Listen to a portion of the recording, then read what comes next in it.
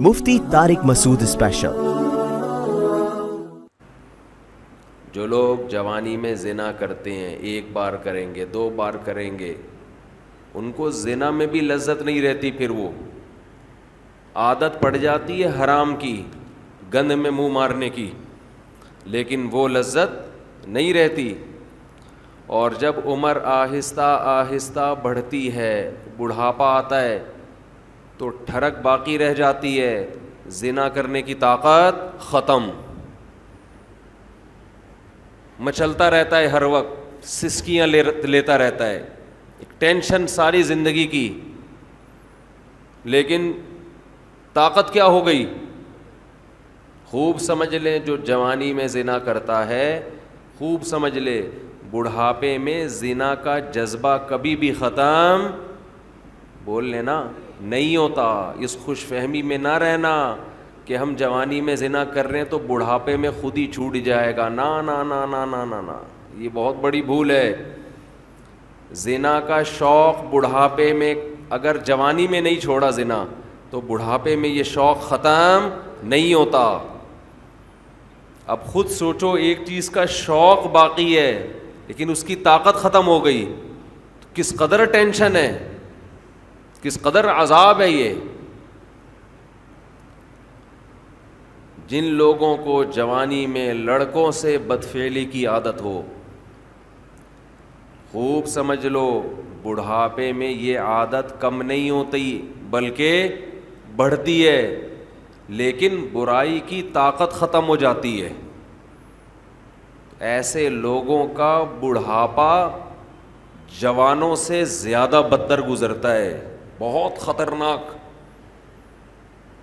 اللہ نے بڑھاپے میں یہ خاصیت رکھی ہے کہ جو چیز آپ میں جوانی میں ہوتی ہے، جو چاہتیں، بڑھاپے میں وہ کم ہونے کے بجائے بڑھتی ہیں۔ سمجھ رہے ہیں کہ نہیں سمجھ رہے؟ بار بار حدیث پیش کر چکا ہوں میں، نبی صلی اللہ علیہ وسلم نے فرمایا، یحرم ابن آدم ویشب فیہ اثنتان، الحرص علی المال وطول الامل۔ نبی صلی اللہ علیہ وسلم نے فرمایا، انسان جیسے جیسے سے بوڑھا ہوتا ہے، عمر بڑھتی ہے، دو چیزیں اس میں جوان ہوتی چلی جاتی ہیں۔ کیا مطلب؟ طاقت پکڑتی ہیں دو چیزیں۔ جسم جیسے جیسے کمزور ہو رہا ہے نا عمر بڑھنے سے، دو چاہتیں اس میں کمزور ہونے کے بجائے جوان ہو رہی ہیں۔ ایک لمبی لمبی امیدیں، دوسرا حرص، لالچ، مال کی ہوس، یہ کم ہونے کے بجائے بولو بڑھتی ہے۔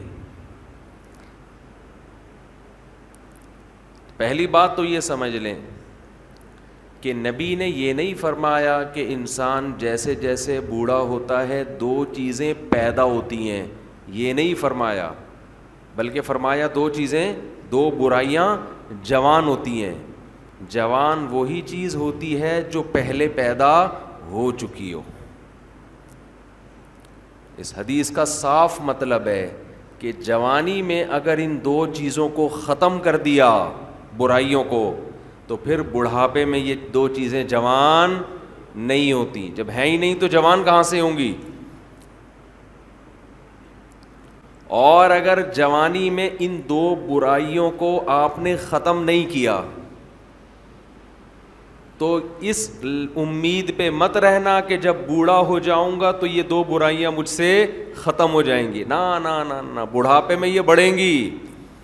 تو میں یہ عرض کر رہا تھا، یہ جو حدیث میں آتا ہے نا کہ دو برائیاں ایسی ہیں کہ جوانی میں اگر آپ نے ان کو ختم نہیں کیا تو بڑھاپے میں وہ برائیاں کم ہونے کے بجائے بڑھتی ہیں۔ تو اس سے مراد صرف دو برائیاں نہیں ہیں، یہ دو تو مثال بیان کی گئی ہے۔